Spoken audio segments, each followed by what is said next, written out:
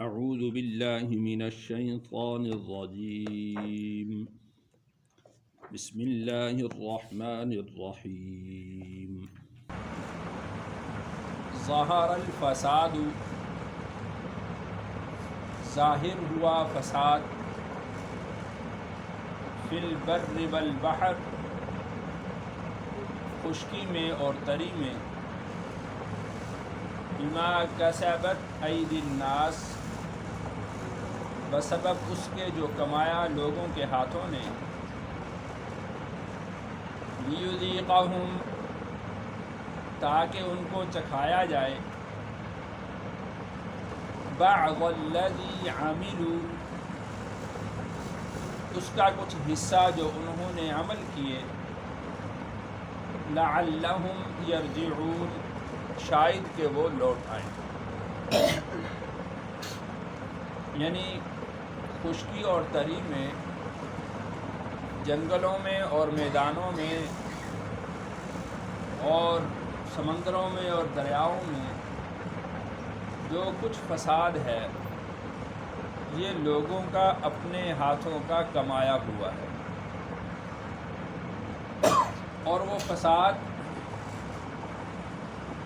جس کا نتیجہ یہ نکلا کہ لوگ ایک دوسرے پر چڑھ دوڑے، ایک دوسرے پر سبقت لینے لگے، ایک دوسرے کو نیچا دکھانے لگے، اور ایک دوسرے پر سبقت لینے اور ایک دوسرے کو نیچا دکھانے کی غرض سے انہوں نے نہ جنگل چھوڑے، نہ انہوں نے دریا چھوڑے، نہ سمندر چھوڑے، ہر جگہ پر وہ ایک دوسرے پر چڑھ دوڑے اور ایک دوسرے کو ختم کرنے کی غرض سے مقابلے میں آ گئے۔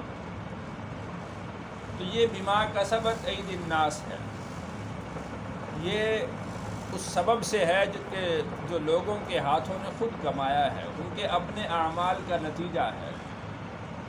یعنی اگر ساری انسانیت وہ ایک طریقہ پر رہتی، ایک دین پر رہتی، ایک مذہب پر رہتی، تو آپس میں ایک دوسرے کے ساتھ مقابلہ بازی نہ کرتے، بلکہ ایک دوسرے کے ساتھ رحمت کا معاملہ کرتے، شفقت کا معاملہ کرتے، برداشت کا معاملہ کرتے۔ لیکن یہ ان کے گروہ در گروہ ہونے کی وجہ سے، اپنی اپنی راہیں جدا کرنے کی وجہ سے، یہ ایک دوسرے پر مقابلہ بازی میں آ گئے، اور زمین کی خشکی حصے میں بھی اور تری کے حصے میں بھی انہوں نے فساد برپا کر دیا۔ لیذیقہم بعض الذی عملوا، تاکہ ان کو کچھ چکھایا جائے، کچھ حصہ اس کا جو انہوں نے کام کیے۔ یعنی حقیقی جو سزا ہے وہ تو ان کو ملے گی آخرت میں، دنیا کے اندر اس کو اس سزا کا کچھ حصہ دیا جاتا ہے، اور اس کا مقصد لعلہم یرجعون ہے، تاکہ یہ لوگ اپنے ان بداعمالیوں سے لوٹ آئیں اور اتحاد اور اتفاق کی طرف، یقین کے ایک ہونے کی طرف یہ لوٹ آئیں۔ یہ جو آیت ہے ظہر الفساد فی البر والبحر، یہ ایسی واضح آیت ہے کہ کوئی بھی مورخ، تاریخ دان اس آیت کا انکار نہیں کر سکتا، اور اس میں جو سبب بما کسبت ایدی الناس جو اللہ نے بیان کیا ہے، اس کا بھی کوئی انکار نہیں کر سکتا کہ لوگوں نے اپنے ہاتھوں سے ایسے اعمال تیار کیے، ان کے ہاتھوں کی کمائی ایسی تھی کہ جس کے سبب سے بر و بحر کے اندر فساد پیدا ہو گیا۔ اور لعلہم یرجعون، اللہ تعالیٰ تھوڑا تھوڑا عذاب یہ ایک قوم کو فتح دے کر، دوسری کو شکست دے کر، پھر اس جو شکست خوردہ قوم ہے اس کو پھر فتح دے کر، اور فاتح کو شکست دے کر، ایک دوسرے پر اس طرح تلکل ایام نداولها بین الناس، ایام کو اللہ تعالیٰ الٹ پھیر کرتے رہتے ہیں لوگوں کے درمیان، تاکہ جب ان کو کچھ مصیبت پہنچے تو اس سے کچھ وہ سمجھ جائیں اور وہ فساد سے باز آ جائیں اور خیر کی طرف بڑھ آئیں۔ قل آپ فرما دیجئے، سیرو فی الارض، تم پھرو زمین میں، فانظروا، اور تم دیکھو، کیف کان، کیسا تھا، عاقبۃ الذین، انجام ان لوگوں کا، من قبل، جو تم سے پہلے تھے، کان اکثرہم مشرکین، ان میں سے اکثر لوگ مشرک تھے۔ یعنی یہ جو زمین کے اندر فساد ہوا اور پھر اللہ تعالیٰ نے ایک دوسری قوموں کو ایک دوسرے پر فتح دی، اور ایک قوم نے دوسری قوم کی بستیوں میں جا کر جو تباہی کی، تو یہ سارے کے سارے جو نشانات ہیں اس کے موجود ہیں۔ تم زمین میں چلو پھرو اور دیکھو کہ اللہ تعالیٰ نے ان لوگوں کا انجام کیسا کیا جو تم سے پہلے تھے۔ اب دیکھ لیں کہ قوت میں بڑے تھے، مال میں بڑے تھے، صلاحیتوں میں بڑے تھے، باغات کے اعتبار سے بڑے تھے، تو ہر اعتبار سے اللہ تعالیٰ نے ان کو صلاحیتیں عطا کی تھی۔ بلکہ اللہ تعالیٰ نے ایک جگہ پر ارشاد فرمایا ہے کہ وَمَا بَلَغُوا مِعْشَارَ مَا آتَيْنَاهُمْ، تم تو ان کے 10ویں حصے میں بھی نہیں پہنچتے۔ تم نے جو مال اکٹھا کر رکھا ہے یہ تو ان کے مال کا 10واں حصہ بھی نہیں ہے۔ تمہارے پاس جو قوت ہے، طاقت ہے، صلاحیت ہے، ان کی قوتوں کا 10واں حصہ بھی نہیں ہے۔ تم جو زراعت کرتے ہو ان کی زراعت کا 10واں حصہ بھی نہیں ہے۔ تو وہ لوگ تم سے 10 گنا زیادہ تھے صلاحیتوں میں، لیکن انہوں نے جب اللہ کی نافرمانی کی تو اللہ تعالیٰ نے ان کو نیست و نابود کر دیا، ختم کر دیا۔ قل سیروا فی الارض فانظروا کیف کان عاقبۃ الذین من قبل، آپ ان سے کہہ دیجئے کہ زمین میں چلو پھرو اور دیکھو کہ ان لوگوں کا انجام کیسا ہوا جو تم سے پہلے گزر چکے۔ تو اس سے معلوم یہ ہوتا ہے کہ کھنڈرات میں جانے سے عبرت حاصل کرنی چاہیے، اس کو سیر گاہ اور تفریح گاہ نہیں بنانا چاہیے۔ وہاں پر جا کر عبرت حاصل کرنی چاہیے کہ یہ کون لوگ تھے، دیکھنا چاہیے کہ یہ کون لوگ تھے کہ اللہ نے ان کی بستیوں کو الٹ کیا ہے۔ آج ہم زمین کی کھدائی کرتے ہیں تو نیچے سے شہر کے شہر آباد نظر آتے ہیں، کیا وجہ ہوئی، کون سا سبب ہوا کہ جس کی وجہ سے ان کے شہروں کو تباہ کر دیا گیا۔ تو اللہ نے ارشاد فرمایا کہ کان اکثرہم مشرکین، ان میں سے اکثر لوگ مشرک تھے، شرک کرنے والے تھے۔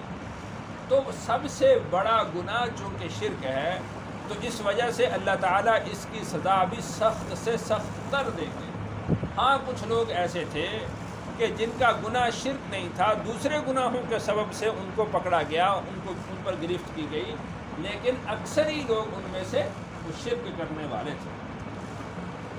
فَأَقِمْ وَجْهَكَ، بس آپ سیدھا رکھیے اپنے چہرے کو، لِلدِّينِ الْقَيِّمِ، سیدھے دین کے لیے، من قبل، قبل اس کے، ان یأتی یوم، کہ آ جائے ایسا دن، لا مرد لہ من اللہ، نہیں ہے ٹل جانا اس کا اللہ کی طرف سے، یومئذ یصدعون، اس دن لوگ جدا جدا ہو جائیں گے، گروہ گروہ ہو جائیں گے، ٹکڑے ٹکڑے ہو جائیں گے۔